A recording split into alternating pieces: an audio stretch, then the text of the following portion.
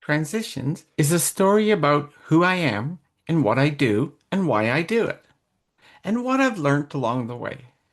My life has held moments of incredible privilege and moments of deep intersectional oppression. And these experiences, the highs and the lows, well, they've become some of my greatest assets, some of my biggest lessons, and the deepest reserve of resilience that I carry. And as I share a few of these moments with you today, remember this, that every leader has transitions in life.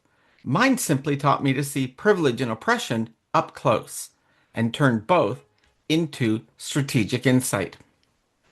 I was born in Belfast, Northern Ireland, and we were forced to move to Canada when I was 6 years old. One evening, three men in black masks came to my parents' door and threatened our family. 30 days later, we were living in Canada.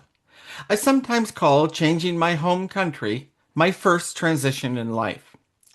I didn't recognize it then, but that experience became my first real lesson of how invisible systems work. Sometimes for us, sometimes against us, and sometimes driven by hatred and fear. Now, faith is my second transition in life. I grew up as an Irish Protestant household. Later, when I was married, I became Roman Catholic.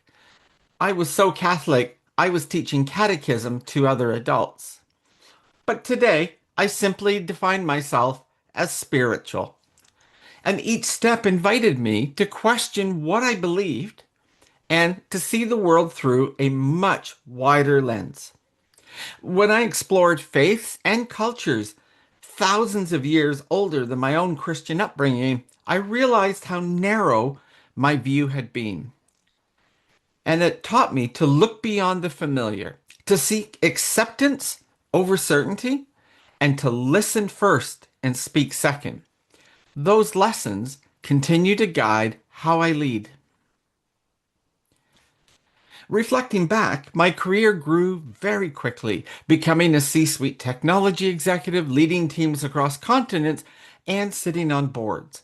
These were the visible signs of leadership, the titles, the travel, and the recognition. But they also taught me that leadership without humanity is hollow. Power means little if it doesn't mean making space for others. My gender is my third transition in life, the most profound and the most liberating. When I began living authentically as myself, the world changed overnight. Where I was once welcomed, I was now questioned. And I learned in a very real way what it means to lose privilege while holding on to purpose. But that transition didn't break me. No, it refined me.